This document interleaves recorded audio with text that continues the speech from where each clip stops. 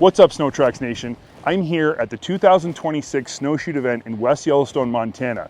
Today I'll be joined by Etienne Girard, Product Manager for Ski-Doo Engineering, who's going to be answering questions that we have about one of Ski-Doo's newest models in one of the fastest growing segments in the industry. On deck for today is Ski-Doo's all-new Expedition lineup, now in the G5 chassis.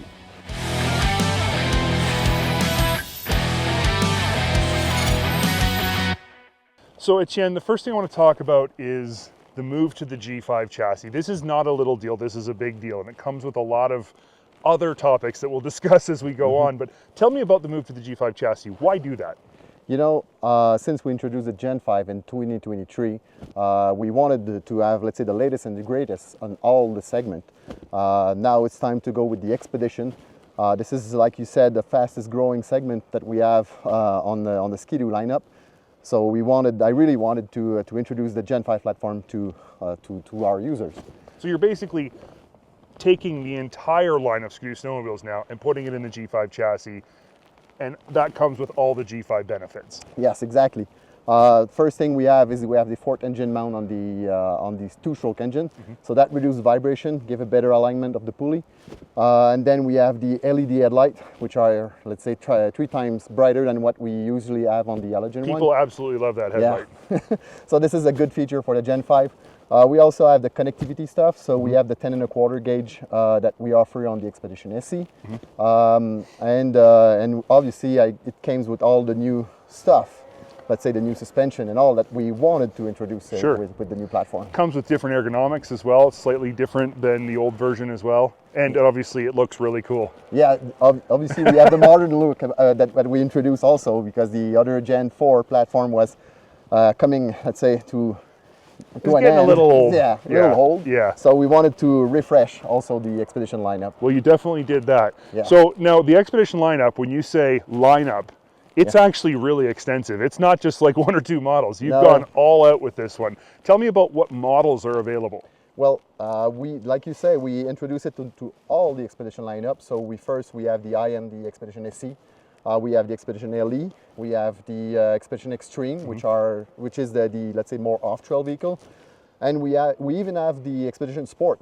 We have a completely new Expedition lineup that goes into Gen 5. We don't keep the old platform anymore in the Expedition. That's excellent. Yeah. So even the guys who are looking to save a bit of money, somebody who maybe doesn't need all the performance, just wants the base model, they still get Gen 5 They still upgrades. get the latest and greatest from the Ski-Doo. So I can go also to that, the Expedition Sport. We still have the LED headlight. We have the 2 module instead of the 4 LED headlight that we have, to keep the cost low, obviously, for the more affordable sled. But we still have the 4th engine mount, even on the 600 DFI. Really, even on the 600 DFI? Yeah. That's all excellent. The 2-strokes engine in the Expedition lineup come with the 4th engine mount. So we have the LED, the 4th engine mount, and refresh of the body, obviously. So that comes with it.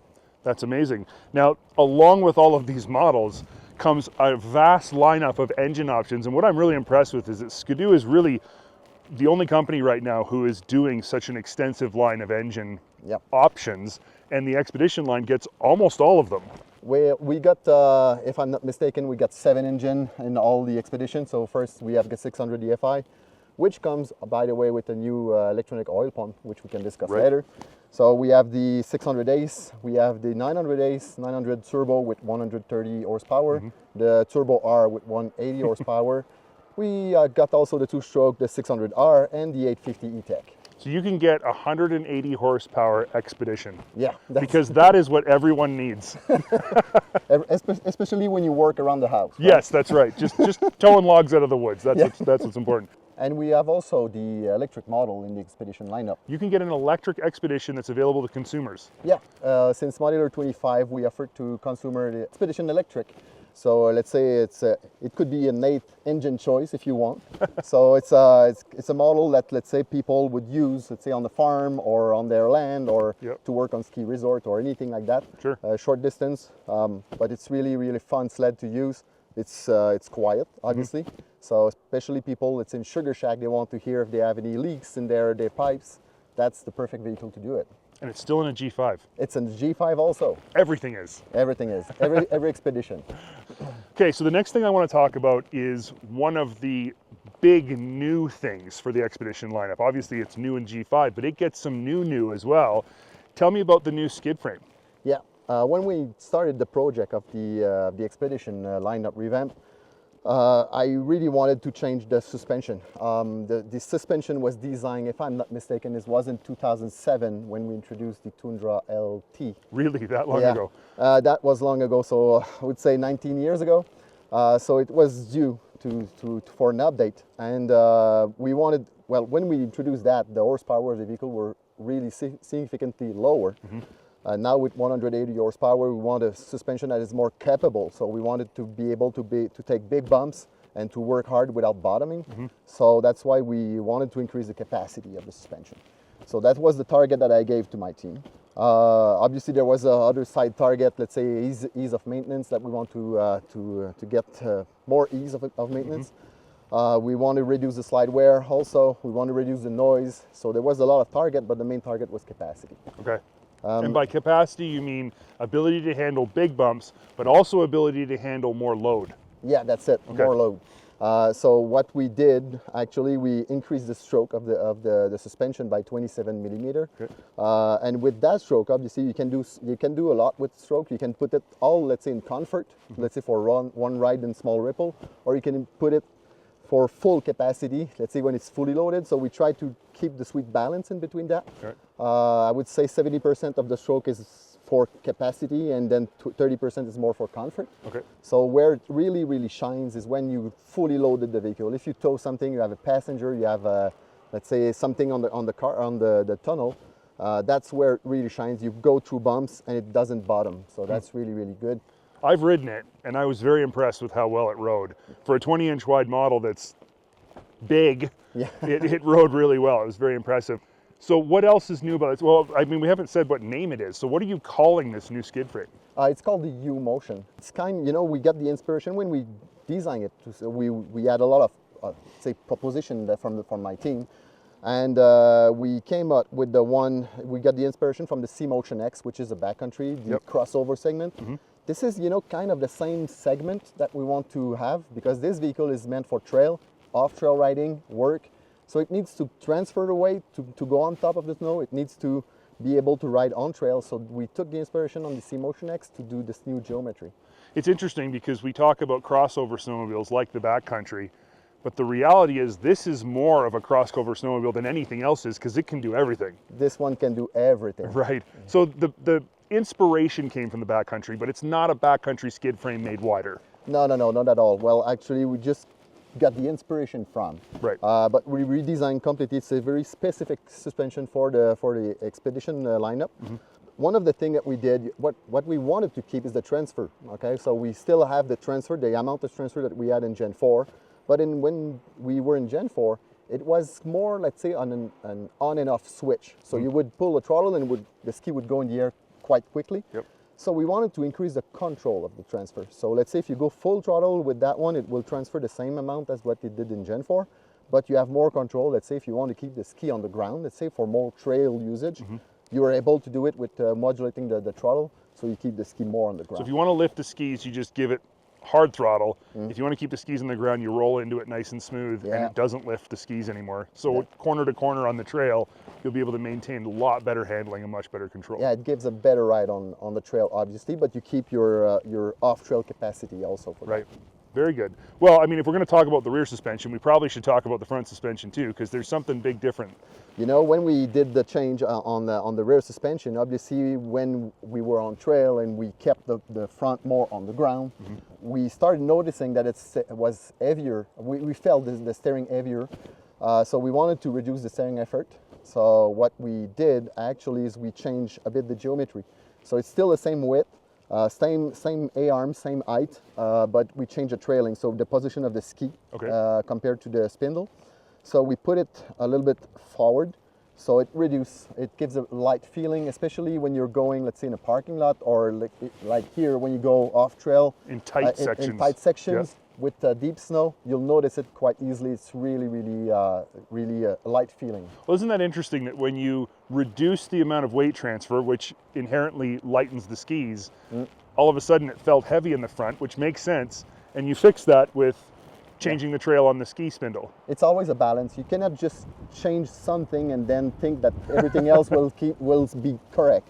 So that's when we tested the vehicle. We tested with a lot of people, a lot of focus group. And like I said, it's a really, let's say, exploding segment. So, we have a lot of test rider in our team. So we got a lot of person, let's say, to test the vehicle. So that's when we get the comment in some specific condition that we need to make it lighter. Well, and where Ski-Doo's based in Quebec, Canada, people use these as trail sleds. Yeah. Like more than anywhere else in the world is my guess. I mean, it is super popular there. So if you were ever going to learn about handling, it's going to be right in your backyard. That's exactly it. We have a lot of people going just on trail, a lot of people just off trail with it. So people buy, let's say, the 24 inches for their off trail capacity with the 2-stroke because it's light. Some people, they use the 4-stroke on trail because it's heavy, it's sturdy, and it keeps track. So there's something for everybody there. Now let's just go over which models this front suspension, the new spindle, comes on, because it doesn't come on everything. Yeah, you're right. This new front suspension, it comes on the Expedition SE and LE, which is, let's say, the one that we feel that it fits the best. We have the Expedition Extreme, which somebody can ask the question, why it is not on the Extreme. The Extreme doesn't share the same ski, so it has the DS2 as opposed to this one that got the 7.4. So the steering is a little bit lighter already, and with the 850 it's a lighter feeling. The suspension transfers a lot more, so we didn't get that, and when we tried it, didn't feel right on the vehicle, so that's why we wanted to keep the specific geometry for the Extreme. It's special. Yeah. And when you go back to the Sport as well, it maintains the old front end. Yeah, the Sports remained on the old front end. But again, it's got lighter engine choices, doesn't it? Yeah, it's got the 600 EFI, the 602 engine, the 900 Ace. So it's lighter. It's more, let's say, a nimble vehicle. It's narrower also on the track. So that's right. The Expedition Sport is 15 wide, isn't it? It's a 16. 16 wide. Yeah, so we need to be wide. specific about that. Not all of them are 20 wide. That's a good point. We got the 20 inches vehicle on the Expedition Extreme SE and LE, and we also have the options to have a 24 inches on the Expedition LE. Okay. So with all the engine that we offer on the Expedition LE also, so that's quite an offering. So this lineup just got even bigger. Oh yeah, that's a huge lineup to maintain. How did you even sleep while you were designing all of these things? Stayed up all night every night. Yeah, but like I said, we need to figure out every segmentation and all the vehicle that fits with the new geometry, new calibration of suspension. That's quite something. Excellent. One of the mainstays of the Expedition lineup, one of the main reasons people would buy this vehicle is because it's highly capable, and that means both towing and hauling cargo on the tunnel. And this is, I mean, this has got to be one of the most capable models in the industry right now. Yeah, from factory, you can tow up to 1,200 pounds with the vehicle from factory.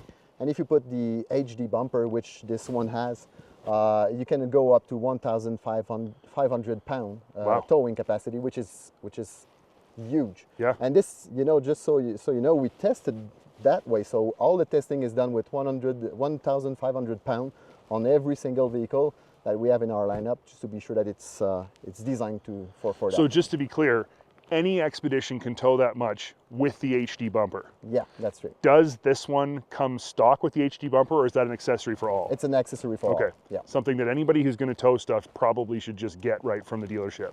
Yeah. When you tow stuff, for sure, it gives more rigidity to the chassis. Sure. So that's right. good. I don't think people really understand what 1,500 pounds looks like sometimes. Like, it can be a large amount of stuff. Yeah. Yeah. When we do our testing, we do it water tote. Is that what we call it? Yeah, tote. So not full of water because that's a huge amount, but still 1,500 pounds in it. So it's slushing also. So we feel it a lot. So, but with this new Expedition, with this new suspension, you feel less the weight that you're pulling in the rear. Right. Now, with the highest end model, there's something else about hauling heavy loads that you can adjust, right? Yeah, on the Expedition SC, you have the air suspension that you can adjust on the fly. So you have 5 settings that you can, let's say you put it on one when you're riding alone in the trail, but if you have a passenger, you can just increase it with the push of a button, and it feels really comfortable in the bumps on the trail without going under the vehicle and changing the settings. And then if you're going to hook on that 1,500 pounds, you can bump that sucker right up to number 5 and maintain your ride height much better. That's it. Okay, now towing is impressive for sure. 1,250 to 1,500 pounds is astronomical, but this sled can also haul a lot of weight. Yeah, on our Gen 4 platform, we had 125 pounds, which was the highest in the industry.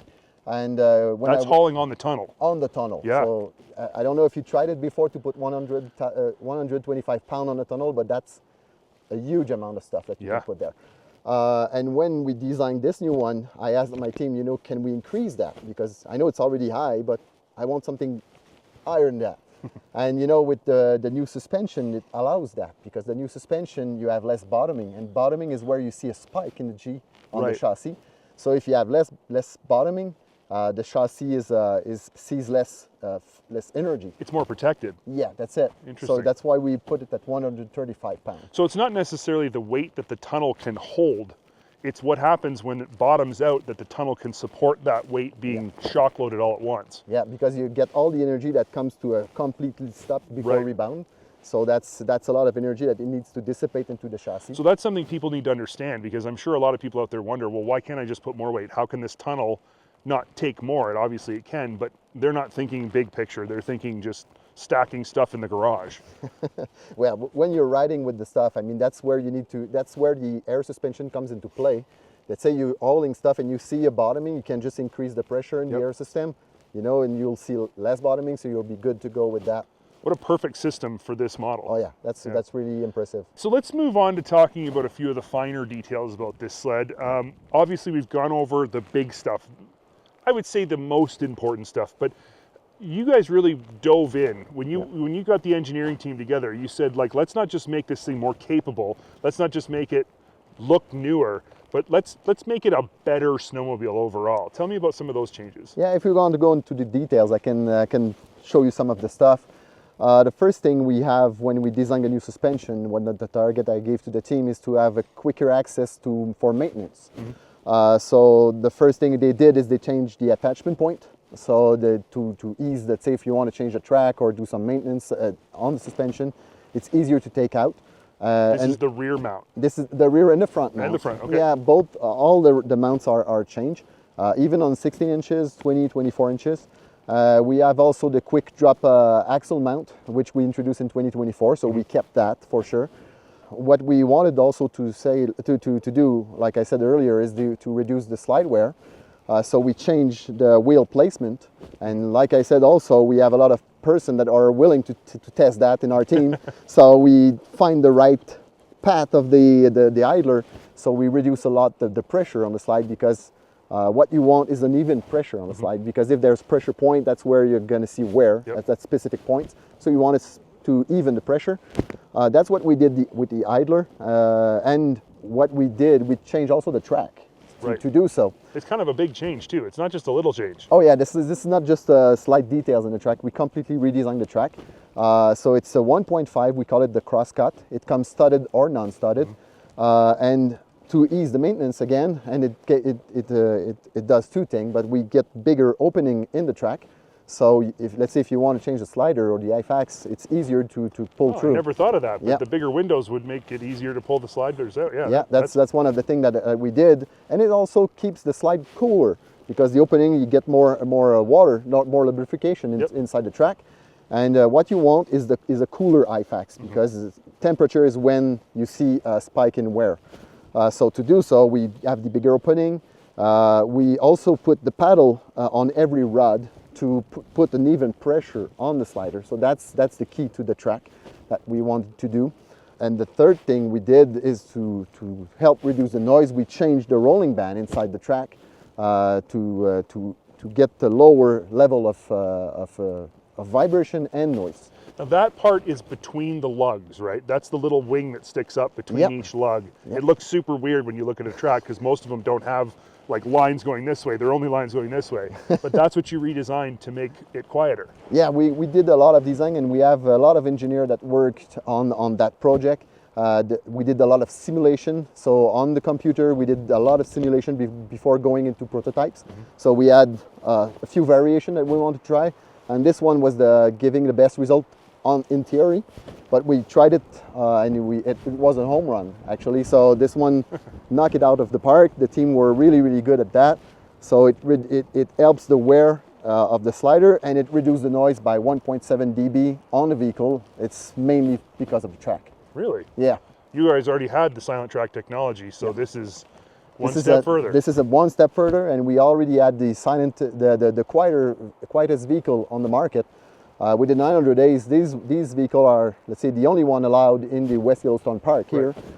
So we get the bar a notch below, so it's 1.7 dB lower than what we had before. Fantastic. With the G5 platform in the Expedition lineup came, you mentioned this earlier, the ability to get the 10.25-inch display. Tell me about that, why that's important for this type of user, and some of the features that the 10.25 display has. So with this new gauge with a 10.25, you have a list of features. So you have first the breadcrumb, so you can see the track where you went. So let's say if you go off trail quite far from home, you would see where you're coming from. So if you went on an expedition, let's say. An expedition, okay. That's a good pun. So that's a good one. And also, if you go with the body off trail, you can see where they are. If they get something too far or on the wrong direction, you can go towards them. So that's for let's say with the group ride feature, and on trail you can also see if somebody is falling behind or something. So that's something on this lineup. When you go on trail, off trail, or working around the house or on your land and you're far away, it's helpful in all these situations. So for example, a guy who say goes out ice fishing with a buddy and they're on a lake, maybe it's snowing really hard and they're out in the middle of the lake and it's like, I don't really remember how to get back to shore because it's a big lake. Yeah. All you got to do is turn on your 10.25 and follow your breadcrumb trail right back, right? You follow where you came from. Yeah, super easy, super safe. That's a good situation. And a lot of confidence added to a vehicle that's designed to take you way out in the middle of nowhere. Now it's designed to bring you back as well. You're correct. For 26, we came with a group ride feature. So you're now able to see, let's say, to join a group. If you have somebody that you ride with them off trail or on trail, and you want to keep track on where they are, so you can join a group. You'll see that quite easily. It's easy to join a group, and you see them on the gauge. That's quite easy. But there's also something that is specific for Ski-Doo, is that you see other Ski-Doo that are not in your group. So let's say if you go on trail, you can see people coming towards you before you see them actually. As long as they have the 10.25 display with group ride, yep, you can see them even if they're not part of your group ride. That's it. And even if they're coming, if somebody's coming in at the rear of you and you don't see it, so you can see that somebody's coming, catching up, so you can, let's say, give him a pass or whatever. Or see intersections, so see that somebody's coming at the intersection also. So that's really useful feature. It's useful and it's safety oriented as well. Yeah, because you can see, let's say, the last known position of your body. Yep. So let's say if you go off trail and he kills his engine because he's stuck or something, you can see the dot will turn white. So you see, oh, so this one has stopped or something, or is out of reach, which is, let's say, more than a mile away. So you see that it's coming white, so you can see, oh, do I need to go pick him up, or is it normal? So that's now, kind of I used this system and it worked really well. It was very simple. That was the thing I liked about it, was it was easy to create a group ride. It was easy to initiate the whole process. It just made that something that I would do in the morning before going on a ride, because it was so fast. It wasn't complicated, and therefore people will use it. And when you create a group, let's say you and your buddy, you're in the group, it will stay as long as the vehicle is alive. Not alive like open, but like, let's say you go ride on the weekend, you go ride 3 weekends after, you'll be in the same group. So if I ride with my wife every weekend, she will always just show up on my gauge automatically. Yeah, and as long as I buy her a brand new snowmobile. Yeah, with a 10.25 gauge. Which we should be doing. Oh, for sure. So now the last topic we've got to discuss here is one that is so uniquely Ski-Doo that you can't leave it out of any discussion, and that's accessories. Ski-Doo has the absolute most impressive accessory catalog in the business, and the Expedition kind of takes a lot of that space. So tell me about accessory integration into the Expedition and some of the unique things that are available. You're right. So first thing, we have, let's say, more than 160 accessories that you can put on the lineup. But I will talk about more, let's say, on the Expedition SE. It comes stock with the new modular cargo box. We had a 135 liter cargo box in the Gen 4, and now we still have the same amount of 135 liter cargo box, but it's now modular. So the target to the team was to have, let's say, a box that you can take, let's say, to your cabin. At the bottom you put your tools, and on top you have, let's say, some of the food or clothing or anything that you want to with your cabin, so it's not all mixed up and dirty. So let's say you have it to your cabin, you remove the front, the top part, you put the lid on the second part, on the bottom part, and you got a 60 liter cargo box. So it's fully modular. You can put separators in that. So we give the template to people so they can cut the plywood out of it, attach some of the stuff inside, because we know the expedition users, they like to modify their stuff. They have a specific accessory that they design themselves also.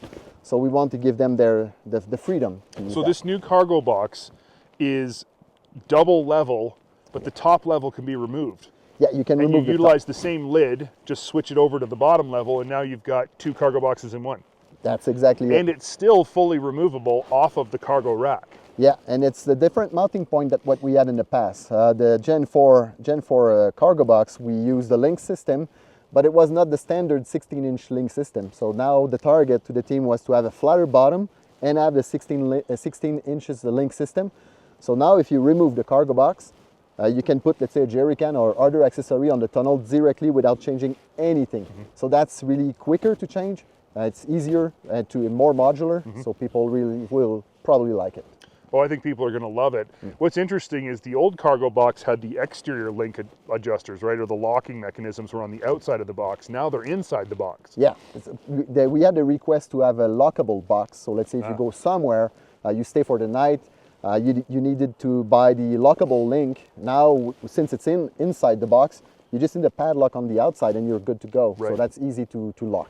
Well, we played around with that at the new model intro earlier this year, and it was quite impressive how you needed no tools, and it was fast to just pull the lid off, pull the second section off, put the lid back on, and away you went. And obviously Link is the easiest to use accessory mounting system, so to take the whole box off took what, 2 seconds maybe? Like not even. It was really, really cool. But I agree. I think the coolest part of it is that now you can utilize that huge list of accessories that you've already got in your shop. They just go right on. And as I'm looking at this one behind us, it has link mounts on the top of the cargo box that are 16 inches wide. Yeah, this is not it does not come standard, but you can put links on top of the box. Let's say if you want to put a jerry can or other accessory on top, you can put it. Also, we have a lot of other accessory on the vehicle. As you see, we have the wraparound bumper, so we have a heavy-duty bumper on the front. That's the gnarliest bumper I've ever seen. Oh yeah, you can go through trees like that with and don't worry about anything. We have the HD bumper on the rear on that one. We can also have the auxiliary light, the ice auger holder, chainsaw holder that you can put on the back also.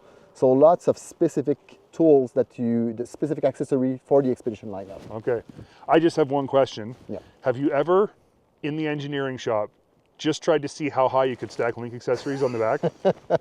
You can. That's a good question. We can stack pretty high, but this one is not meant for that. So that's you can put that. If I remember correctly, you can maybe double check that, but it's gonna. I think it's 44 pounds on top of the cargo box. On top of the cargo box, really? Yeah, that's heavy. Wow. Yeah. Yeah, you got a lot of space to carry stuff on this vehicle, and I mean, obviously the places that you're going to go and the things that you can do with it, you're going to need a lot of stuff with you to do that. So that's great that it's all provided there. 2-up seat comes off if you want it to. Really easy to do. It's a standard feature on all the Expedition SC and LE. So 2-up seat with heated grips. That's like you say, it's easily removable. Let's say if you want to go into tight trees, it takes a second to remove the seat, and then you can go without damaging the vehicle. So that's a really cool feature also that we have on these. Thank you for joining us today, Etienne, and thank you for watching this video on the all-new 2026 Ski-Doo Expedition lineup now in the G5 chassis. I'm sure all of your questions were answered just as well as mine were. Make sure you subscribe to our channel so you never miss out on all the upcoming segments.